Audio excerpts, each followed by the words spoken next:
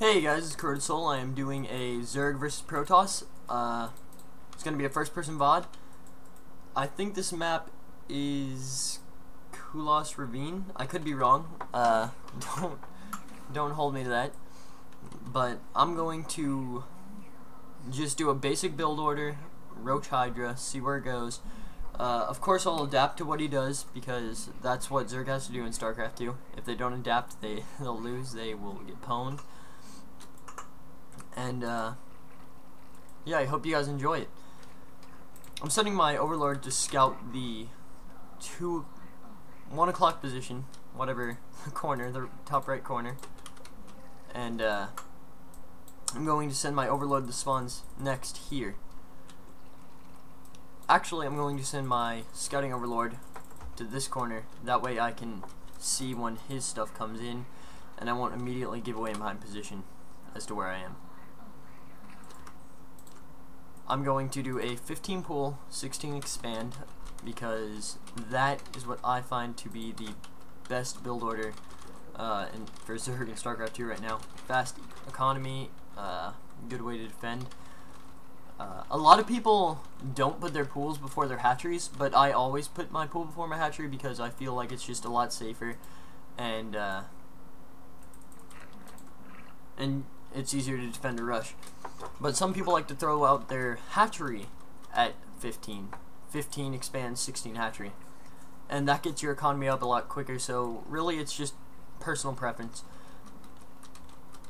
And so yeah, I'm sending my 16th drone out to go make a hatchery. And when I say 15 pool, 16 expand, I mean when you're making your 15th drone, throw down your pool, and on your 16th drone that you're making, so when this up here is 16, go throw down your hatchery. And after you throw down your hatchery, you're going to want to throw down a extractor and save up to 150 minerals so you can build a queen. The queen will help with an early rush too. Then after that, you're going to save up for your Overlord because your supply capped. So it works out really good.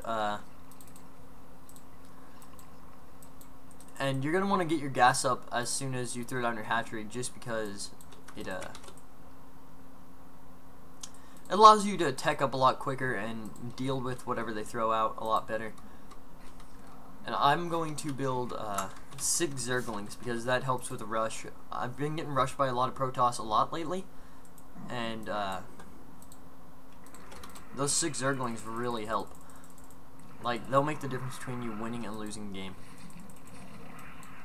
See this? I'm gonna have to tech into Roaches because he did 2 gate in the middle, but I'm gonna let him beat on that for a little bit, just until I can cancel it. Throw down 2 Sunkens at my base. All my units together. Get ready to defend whatever he's about to throw out.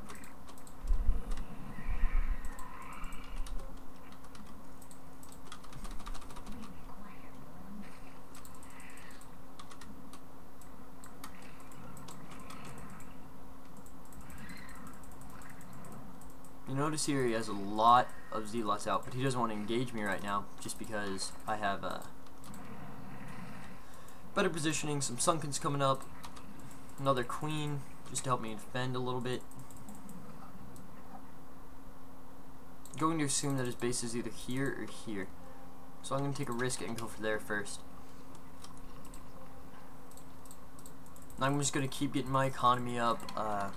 Don't freak out, that's really important.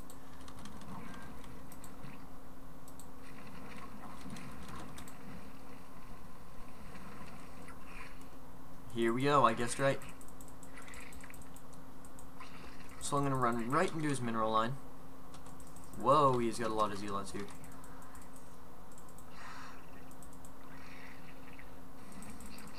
Just going to try and pick off as many drones as I can.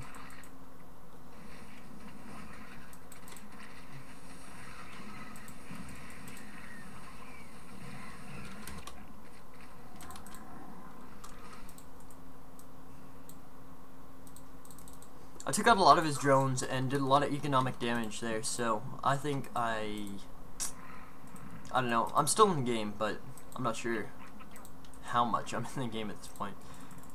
I'm gonna expand to here because I'm just gonna use my roaches to kill this. It's just a lot safer expansion than expanding out here at this point, just because I saw how many units he has, and so yeah. And I also threw down my my layer. That's an important note because that'll make my units move a lot quicker. Well, make my roaches move a lot quicker. And the roach speed is really a big help when you're playing people, because your roaches can outrun their zealots, and yeah, that's very, very important to be able to catch up to their zealots and do a lot of damage to them. I'm gonna unburrow my my sunkens and bring them up here to help fortify my choke.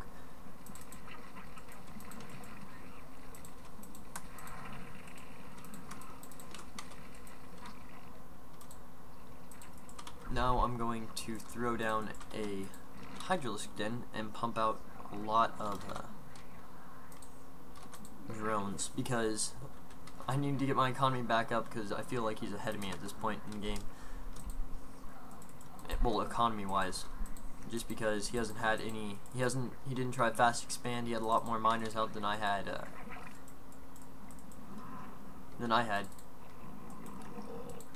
so I'm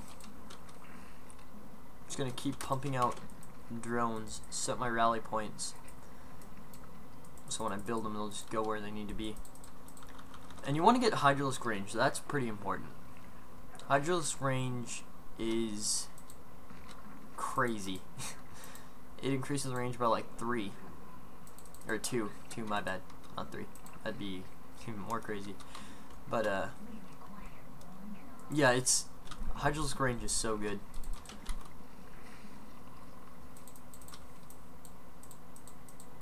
I'm gonna send a roach out to go check out what he's doing, just because I don't want to be caught off guard with like some giant Colossus attack. Colossus, I hate Colossus so much. I don't know about you guys, but Zerg players and should have like a fiery hate for them, because they're just so good against Zerg. All their units are biological and it just does a lot of damage.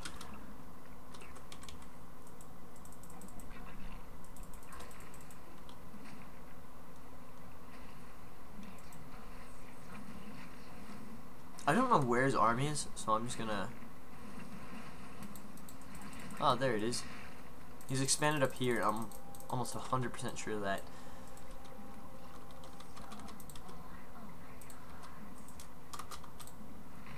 You want to make sure to keep expanding your creep all the time, because that'll give you a lot of map view, and you can see the map, you can see what he has, and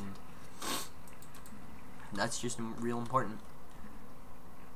Because then you can adapt, and Zerg is all about adapting in StarCraft 2. Because if you don't adapt, you die. Kind of like what's that guy's theory?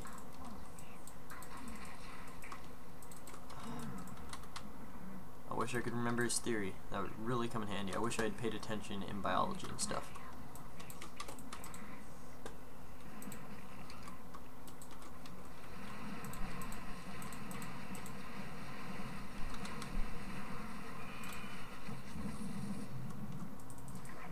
See, because of this creep, I can see a lot of his army and where it's at.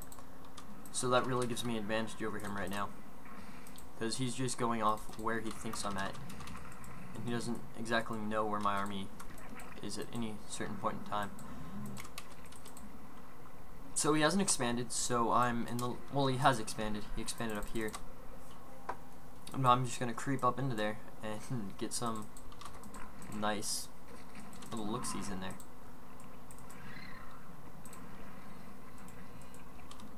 And I'm going to throw down a sunken over here, just so if any zealots try and take that out, I can hit them and do a lot of damage.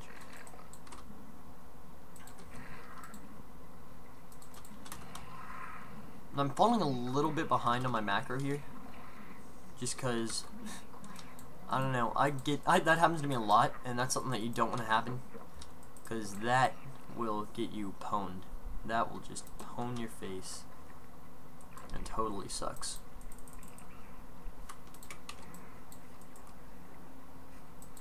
And I always wondered, if any of you guys are wondering this as well, I'm gonna answer your question. Why pros would always just have their overlords in one big bunch in front of their base. And the reason for this is because it draws some of the dragoon fire, or the stalker fire, my bad, away, and the less hits you get on your thing, on your people, the more damage you can do to them, and that is the key. So I see this. I'm suspecting Colossi pretty soon here. So I'm just gonna throw down a Spire to help prepare for this Colossus attack that I think is pending.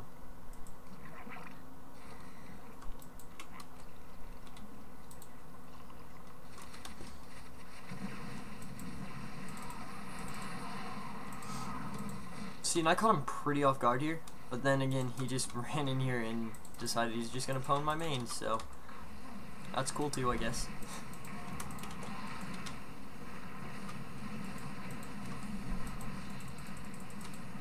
Now that he's lost his whole army, I'm way ahead in the game right now. And that's what I really needed. See, he just left the game. Good game, guys. I hope you learned something from this commentary. I hope you enjoyed it. If you guys will ever want to have me commentate a commentary, you can just message me on my account. And if you have a really good... It doesn't even have to be where you're winning. It can be where you're losing. And we're going to review the charts real quick. Economically, I was bringing in about 927 minerals per minute, and I had an average unspent of 487. This is really good. We were both doing really good on not bulking up a lot of money, because the more money you have bulked up, that's stuff you could have spent on other units. And my build order here, like I was saying at the beginning of the commentary, was as soon as my 15th drone came out, or I was building my 15th drone, I threw down my spawning pool. And wow, that's really weird. It doesn't show where I throw down my hatchery, but I threw it down right as my 16th drone was popping out. So I hope you guys enjoyed the commentary, and I'll see you next time.